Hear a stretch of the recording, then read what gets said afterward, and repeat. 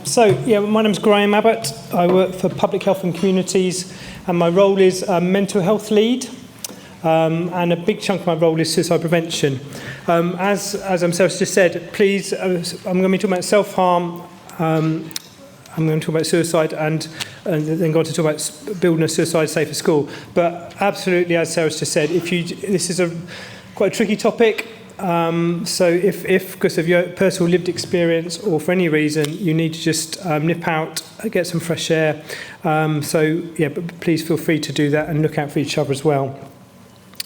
Each of these sessions only 20 minutes, and also I've got the after dinner slot. So we're going to start with some role play. That made you all look up, didn't it? So we haven't got time for role play otherwise. And if I had more time, I would make this more interactive, but it is going to be me just sort of talking through various bits and pieces.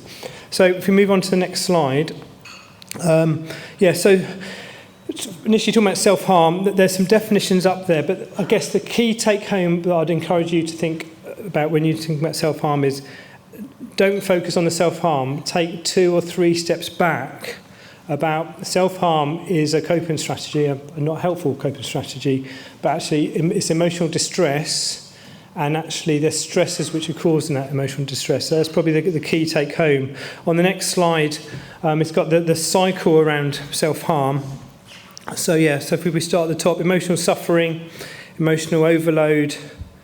So against that, so emotional distress being the key thing. Then the panic. And then self-harm. If you cut yourself, it triggers endorphins, naturally opioids in your system, which actually calms that emotional distress. But then after self-harm, then actually there's temporary relief, but then the shame and the guilt around that then adds to the emotional suffering, and hence is a cycle that goes round. And also, because of the chemical aspect of it, there's an addictive behaviour aspect as well. Again, the key take home is please focus on the emotional distress rather than on the self-harm. And also it's really important to remember that actually if a young person has disclosed it, this may be the first time they've ever talked about it. So actually your response is absolutely critical. So a calm response and trying to connect with them emotionally, trying to connect with them about what's going on for them, but also what are the stresses that are sort of leading to that. And the next slide talks about some of the possible causes. If we had more time, I'd get you to brainstorm this and have flip charts and stuff. But these are some of the common ones which I'm sure you'll come across, and there's probably more. I'm sure there's more. So these are the typical triggers which may be causing emotional distress in a young person. Because I haven't got long, I'm going to move on. I'm going to point you towards the self-harm toolkit. So it was a booklet, a resource which was developed before I was in my current role, but so it was published in 2020, and it was developed with schools. So if you haven't got this, it is available on the RHSE portal. So if you have any questions about the RHSE portal, or you've lost your login or something, speak to Jane. But also, I'll make sure I just sent out with the slides and pack for today. But you can see on the right-hand side of the slide there, the different sections in it, and there's even a section on what to do as a DSL. So this is a sort of a page shot from the booklet. So it sort of talks about how to deal with somebody who's presenting who has self-harmed. So obviously there's the initial first stage, sort of the medical response. But then the second one there, the first one, it says inform the DSL. Then it sort of talks about confidentiality, have they spoken to someone else about it? Again, what I've said to you before in terms of, is it the first time they've disclosed it to someone? But then talk to them about how can they share it with their parents and supporting them through that, and also if there's any other professionals involved, if they're looked after child or previously looked after child or social workers, then they will need to know. And also then it goes on in section 3, about seeking guidance from primary mental health workers or mental health support teams in schools or mental health leads or whoever it is. Also talks about the Emotional Wellbeing Hub, which you should be familiar with. And this talks about the NSFT's first response service, which has now transitioned to a 111-2 service, which most people will be aware of, but not everybody. So yeah, now if you dial 111-2, you get through to the first response service in a mental health crisis. And yeah, there's a section there on continuing conversation. So yeah, because of the sort of the lack of time in this presentation, I'm not going to sort of the main thing I'm doing, to be honest, is signposting to that booklet. It's a really good resource. I just encourage you to look at it. So, suicidal thoughts and behaviours. So some suicide myths. So, suicide cannot be prevented. So that's a myth. Every suicide is preventable. Sadly, not every suicide will be preventable, but actually, for some people, just actually somebody asking how they are may be the difference between them actually going through taking their own life or not. Suicide is a normal reaction to an abnormal situation. I would say most people in some stage in life may have suicidal thoughts. They may be very brief, it may be a response to circumstance, but actually suicidal thoughts do happen in our lives.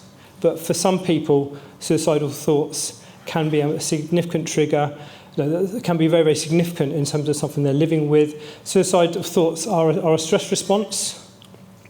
But no, I'll come to this on the next slide, actually. Talking about suicide with someone increases the risk of suicide behaviour. Another key take-home is don't be afraid to ask direct questions around suicide. Because there's a real...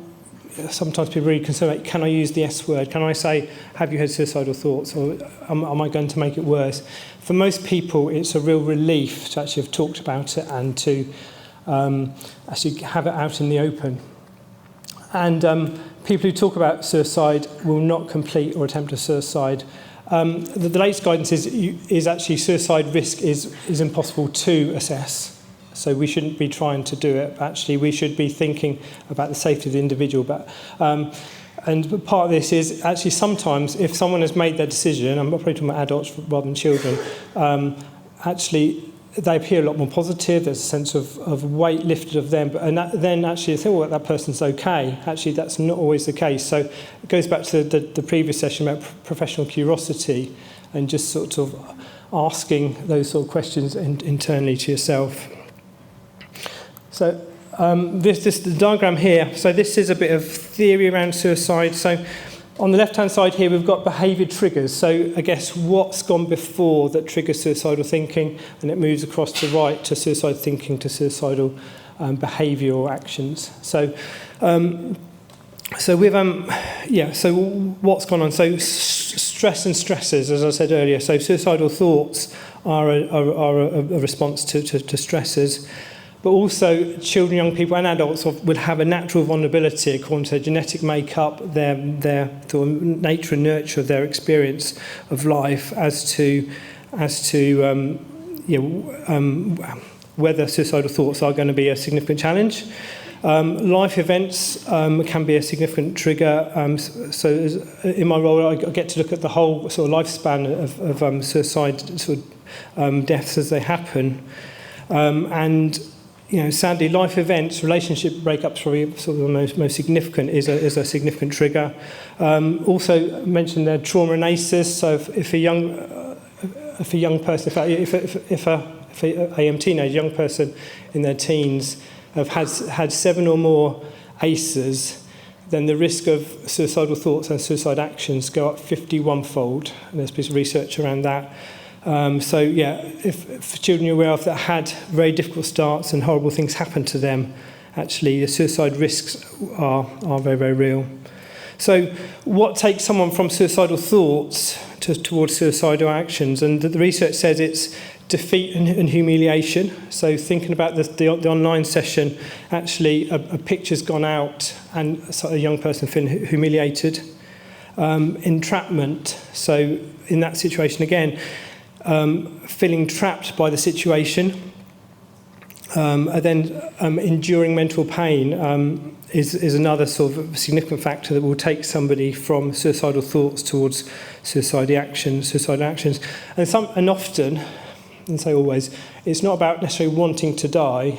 It's about wanting an end to the mental pain that the individual is experiencing. And that triggers towards people then acting on their suicidal thoughts.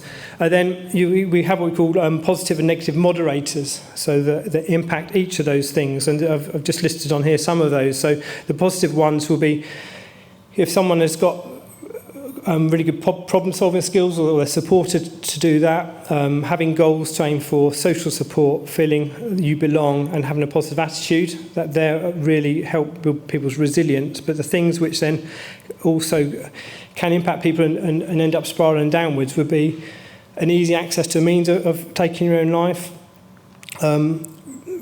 remunerative processes, so you actually sort of keep, often with some mental health conditions, you may go round and round sort of negative thoughts, feeling you don't belong, feeling you're a burden, memory biases of actually in the past this has always happened this way, and sort of negative sort of patterns of remembering how things were in the past. And also, if you've previously attempted your own life, you're more likely to do it in the future. So, in terms of working with people who may, you may be meeting with in a school setting, working a safety plan of what's going to happen next is the key thing. And so, because of time, I'm only touching on this, but I'll point you to some more resources. Getting through the here and now, and actually helping people to feel safe and making their situation safer, thinking about what's going to happen when they go home, who's going to be there, sort of helping people face that. Helping people about the things which are positive, the things that may lift or calm their mood, things that may distract in a helpful way when thoughts are sort of heading you in a sort of negative direction. The people around you to support you, and list who you can talk to if you are distressed or thinking about self-harm or suicide. And then also, what is the emergency professional support? And I mentioned 111-2 being that. There's also some apps which are really good around safety planning, which may be appropriate to work through with people. And then you can download some templates, and I'll make sure they're sent out with the links to actually have sort of accessible. So some do's and don'ts. So please understand your own feelings. As we've talked about, suicide is a really tricky situation to deal with. So absolutely respect your own limits and seek support. Do think about where you have the conversation in a school setting. It needs to be a safe space, but also somewhere that is confidential and not been overheard. Do be honest. Do ask them about what they want to do and try to plan the next steps together. Do keep in mind the possibility that injuries may not be self-inflicted and they could be caused by abuse. Again, that professional curiosity. Don't make assumptions. Don't tell them that they must stop self-harming, if there's obviously self-harming, or make threats that if you self-harm, then there'll be a consequence. And don't make any promises you can't keep, but be willing to talk. So as I conclude, so in terms of building a suicide-safer school, there's some practical things here in terms of, I